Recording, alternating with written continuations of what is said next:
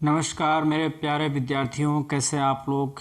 इस वीडियो में हम क्लास 10th की केमिस्ट्री का फर्स्ट चैप्टर जो कि रासायनिक अपक्रियाएं एवं समीकरण नाम से है, उसको हम पढ़ा रहे हैं। और इसके कई सारे वीडियोज आपको हमारे ही यूट्यूब चैनल पर आपको मिल जाएंगे।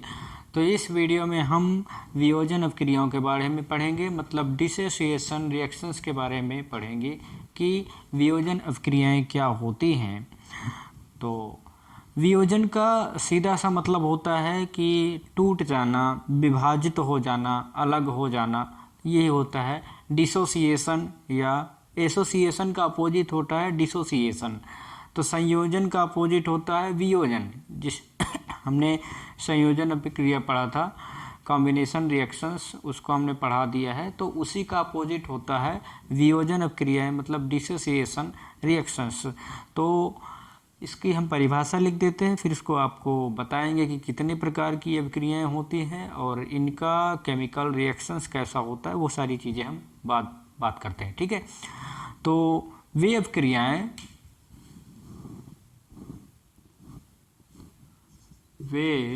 अभिक्रियाएं जिनमें ताप या दाब के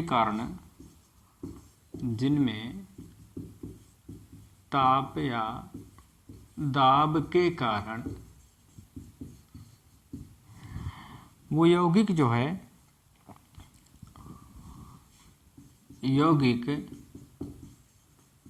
अपने छोटे छोटे अणुओं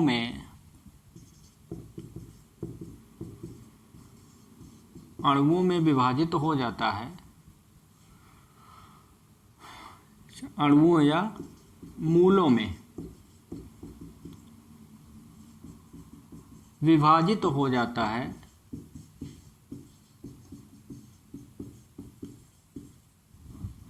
वो वियोजन अपक्रिया कहलाता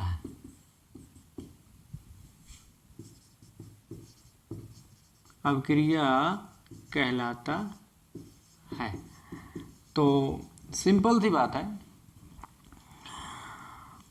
और जब वो परिस्थितियां, वो ताप या दाब जब हट जाता है तो पुनः अपने मूल रूप में, मतलब पुनः यौगिक के रूप में वो बदल जाता है, ठीक है।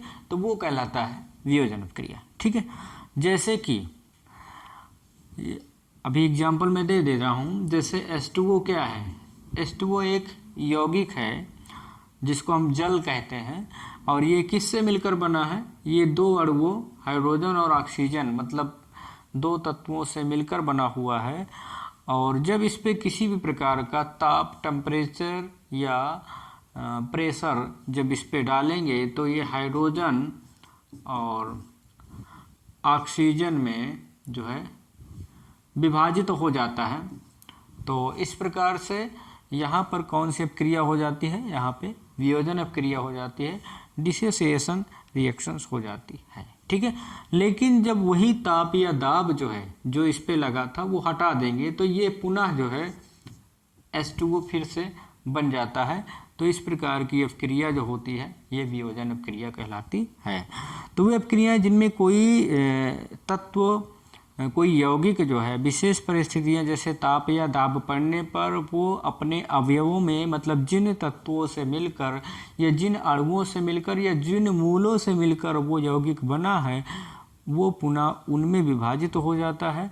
और जब पुनः वही ताप या दाब की विपरीत परिस्थिति हो जाती है तब वह पुनः अपने उसी यौगिक के रूप में आ जाता है। तो इसको कहा जाता है डिसोसिएशन रिएक्शन, वियोजन अपक्रियाएं कहते हैं।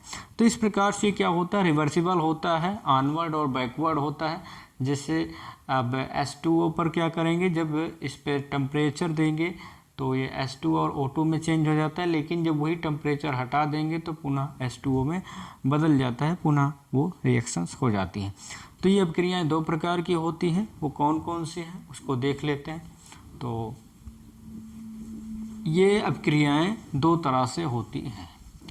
पहली है ऊष्मीय वियोजन और दूसरा है विद्युत अपघटन वियोजन। ठीक है।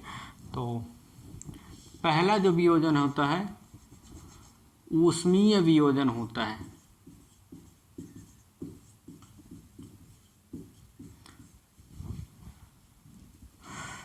ऊष्मीय वियोजन को हम थर्मल डिसोसिएशन कहते हैं। डिसोसिएशन के ऊपर लिखा हुआ है। और विद्युत अपघटनीय वियोजन जो होता है वो दूसरा वियोजन होता है। विद्युत अपघटनीय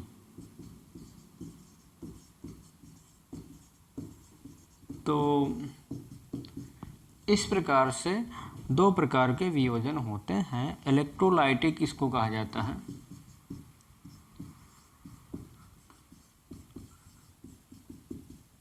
इलेक्ट्रोलाइटिक डिसोसिएशंस इसको कहा जाता है। तो वियोजन अपक्रियाएं कितने प्रकार की होती हैं? वियोजन अपक्रियाएं दो तरीके से हो सकती हैं। ऊष्मीय वियोजन होता है और विद्युत अपघटनीय वियोजन होता है। तो ये सारी चीज़ें हम डिटेल में जान लेते हैं। तो ऊष्मीय वियोजन क्या होता है इसको मैं लिखूंगा नहीं, लेकिन मैं इसको समझा देता हूँ।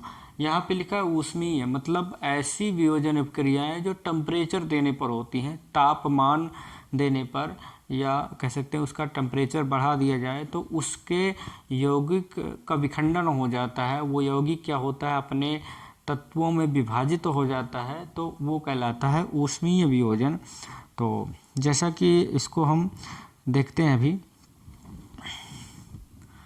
ये वाला बताने जा रहे हैं NH4Cl, ठीक है।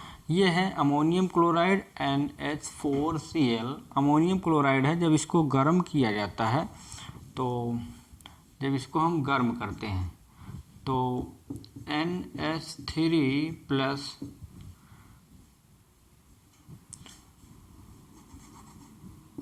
HCl, ठीक है। तो देखिए ये क्या है, अमोनियम क्लोराइड है। और अमोनियम क्लोराइड को जब गर्म किया जाता है, अमोनियम क्लोराइड है NH4Cl, जब इसको गर्म किया जाता है तो यहाँ पे कौन सा वियोजन होगा? मतलब वियोजन क्रिया, ऊष्मीय वियोजन उसको कहा जाता है जब किसी यौगिक को ऊष्मा दिया जाए, उसको गर्मी दिया जाए, उसका टेम्परेचर बढ़ा दिया जाए, तब उसमें जो उसके तत्वों का जो विघटन होता है, उसके जो तत्व होते हैं, जिन तत्वों या मूल्य से मिलकर बना होता है, वो आपस में विभाजित हो जाते हैं। तो उस प्रकार की अभिक्रिया को ऊष्मीय वियोजन कहा जाता है। जैसे ये एग्जाम्पल NH4Cl अमोनियम क्लोराइड है। जब इसको गर्म किया जाता है तो ये NH3 जिसको कहते हैं अमोनिया, और HCl हाइड्रोजन क्लोराइड मतलब हाइड्रोक्लोरिक अम्ल इसको कहा जाता है, हाइड्रोक्लोरिक अम्ल। तो इस प्रकार से ये विभाजित हो गया। तो NH4Cl किससे मिलकर बना था? Ammonium chloride NH3 plus HCl को जब आपस में मिला देते हैं तो ये NH4Cl मतलब अमोनियम क्लोराइड बन जाता है। लेकिन जब इसको हम गर्म कर देते हैं तो ये NH3 प्लस HCl में विभाजित हो जाता है। अगर इसको हम ठंडा कर देंगे, NH3 प्लस HCl को हम ठंडा कर देते हैं और आपस में मिला देते हैं, तो पुनः ये NH4Cl मतलब अमोनियम क्लोराइड पुनः ये बन जाता है, मतलब ये यौगिक पुनः से बन जाता है। तो ये इस प्रकार से ये रिवर्सिबल होता है, मतलब बैकवर्ड और ऑनवर्ड होता है। तो यहाँ पे कौन सी अपक्रिया हुई है? यहाँ पे ऊष्मीय वियोजन हुआ है। फिर उसके बाद ये तो हो गया ऊष्मीय वियोजन। अब बात कर लेते हैं विद्युत अपघटनीय वियोजन, उसके बारे में। तो बिल्कुल इजी है, आप हमारे साथ बने रहें, हमारे YouTube चैनल को सब्सक्राइब करें। आपकी सारी समस्याओं का निराकरण जो है करने का हम प्रयास करेंगे। तो विद्युत अपघटनीय वियोजन मतलब इलेक्ट्रोलाइटिक डिसोसिएशन, जब विद्युत संयोजनी यौगिकों को जल में घोला जाता है तब धनायन तथा ऋणायन विभक्त हो जाते हैं। इस क्रिया को विद्युत अपघटनीय वियोजन कहा जाता है। तो इसका एग्जाम्पल हम देख लेते हैं। ये वाला है MgCl2, ये हो गया मैग्नीशियम क्लोराइड, ठीक है। जब इसको हम